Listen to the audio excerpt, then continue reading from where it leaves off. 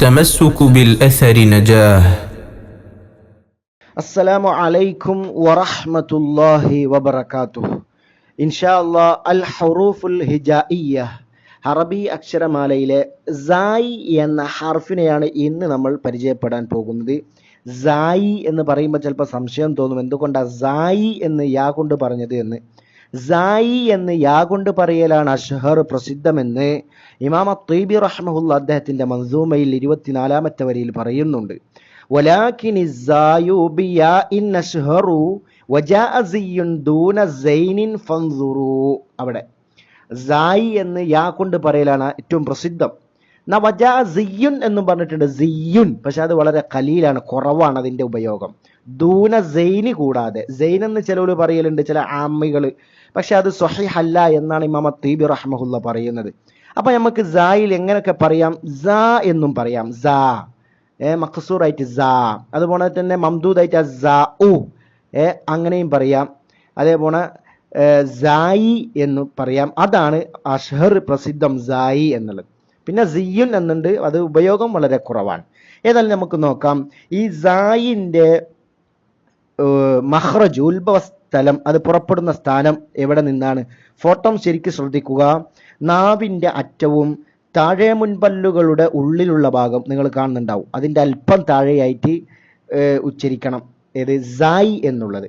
Sai, Sai, scene, സ്വാദ്, Sai, scene, സ്വാദൊക്കെ അവിടുന്ന് വരും. ഇൻഷാ അല്ലാഹ് നമ്മളത് ഓരോ ഹർഫ് പഠിക്കുമ്പോഴും അത് നമ്മൾ വിശദീകരിക്കും.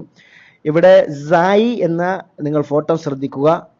ഫോട്ടോത്തിൽ കാണുന്നത് പോലെ നാവിൻ്റെ അറ്റം താഴെ മുൻപല്ലുകളുടെ ഉള്ളിലുള്ള ബേക്ക് സൈഡിൻ്റെ അല്പം താഴെയായി ഉച്ചരിക്കുക. നാവിൻ്റെ തലപ്പ് മുകളിലോട്ട് ഉയർന്നു നിൽക്കുന്നത് കാണാം. അതിന് സഫീർ എന്ന സിഫത്തുമുണ്ട്. അതിൻ്റെ ഒരു മൂർച്ചയുള്ള ശബ്ദം പക്ഷി ശബ്ദത്തോടൊക്കെ ഉപമിച്ച് തജ്വീദിന്റെ പണ്ഡിതന്മാർ പറയാറുണ്ട്. സായി, സ, സി, സു, അസ്, അസ്. ശരിക്കും അതിന്റെ ശബ്ദം വെറും അസ്, അസ്. ശരിക്കും അതിനെ വ്യക്തമാക്കുക. അതിന്റെ സഫീർ അസ്, അസ് എന്നിങ്ങനെ ഉച്ചരിക്കുക. ചില കലിമത്തുകൾ നമുക്ക് പരിശോധിക്കാം. സൂറത്തു സൽസലയിൽ പേരിൽ തന്നെ സൽസല, സൽസല എന്ന ക്രിയ എടുക്കുകയാണെങ്കിലും സൽസല ഫത്ഹോട് കൂടി വന്നു.